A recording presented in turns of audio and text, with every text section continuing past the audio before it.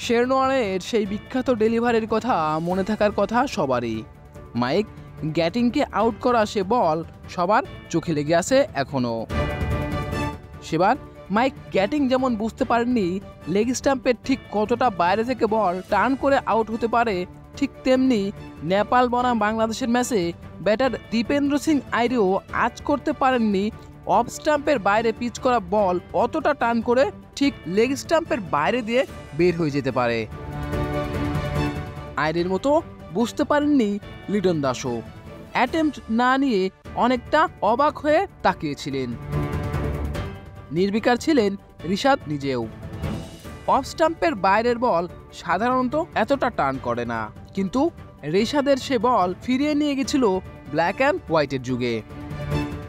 Black and হোয়াইটের যুগে শেরনোয়ান যেমন তার বিখ্যাত ডেলিভারি দিয়ে সকলের নজর কেড়েছিলেন, তেমনি বাংলাদেশ বনাম নেপালের ম্যাচটাতে রিশাদ হোসেনের এই ডেলিভারিটা আমাদেরকে মনে করিয়ে দেয় সেই শেরনোয়ানের বিখ্যাত ডেলিভারির কথা। শেরনোয়ান এখন নেই, তবে তার সে দায়িত্ব এখন রিশাদের মতো উঠতি বয়সী ছেলেদের কাঁধে। তবে নেপালের বিপক্ষে এমন ডেলিভারি দেখে সবাই হয়তো ভেবে নিয়েছিলেন এটা রিশাদের জেনুইন টার্ন।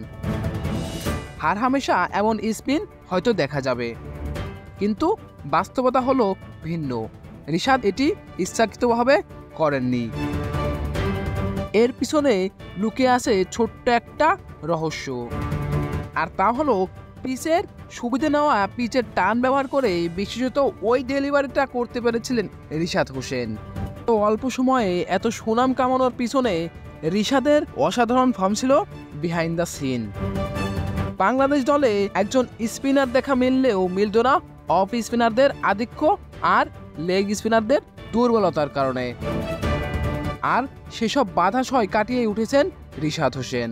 পাশাপাশি নিজেকে লেগ স্পিনার কোটায় না খেলিয়ে একজন জেনুইন পারফর্মার হিসেবে পরিচয় করিয়ে দিয়েছেন। Shaon Ahmed, leg sports.